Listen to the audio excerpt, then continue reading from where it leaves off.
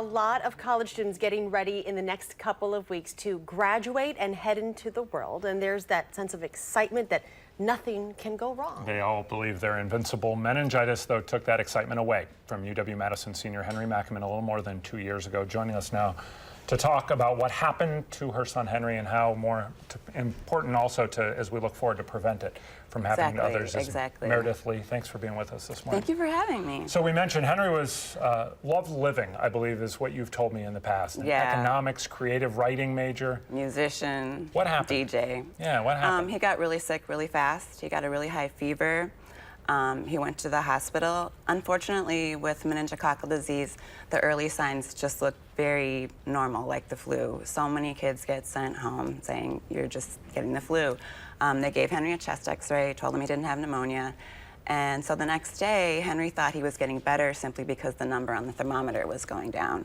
But really, what he didn't tell me was that he had thrown up and he was developing a rash. His neck was hurting him. And so he kind of just went about his normal day that Sunday.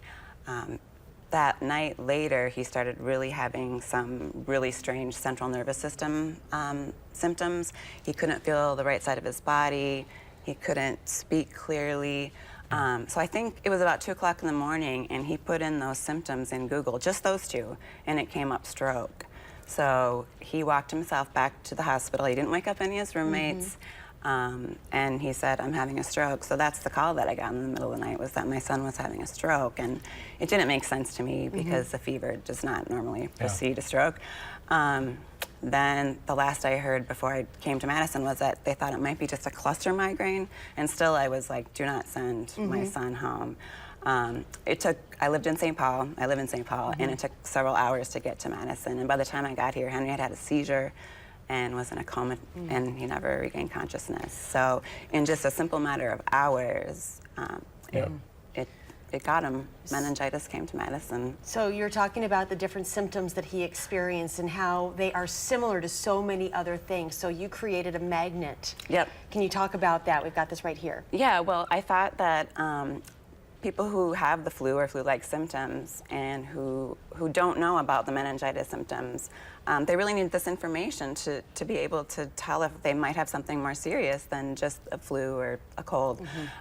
So I created this magnet, and I brought them here to the UW Health Services, and Dr. Sarah Van Orman has been helping me pass them out. I also basically will tell anyone who will listen and give my magnets to people that come to my door. I'm like, well, you listen to I listen to your spill, you listen to mine. So yeah, I'm just out there sharing Henry's story and hope to raise awareness. We've got about a half a minute left, and we were talking before we started about vaccination and this idea that, studies show 20% of teenagers aren't vaccinated at all. 2/3 of those who got the first shot haven't gotten the booster. You're talking on campus next week and trying to encourage this. If you can, give a little preview of what that talks about. Well, it's going to be me sharing Henry's story, and then Dr. Sarah Van Orman and Craig Roberts, an epidemiologist, to give more specifics. I'm interested in the new 2 meningitis B vaccines that have recently become FDA approved just in the last year. Right now, they're only approved for outbreaks or recommended in outbreaks from the CDC. But as a parent whose child died from this particular strain, I'm going for proactive. Get your kids vaccinated before they go to college. With all the kids graduating from high school and getting ready for college, I'm hoping to raise awareness so that people will talk to their doctors about getting the B vaccine. Meredith Leigh, thank you. The speech is Wednesday night at the lab at 7 p.m. next Wednesday night here, May 13th, on campus. We appreciate you coming in and Thank you. sharing Thank you so Henry's much. story.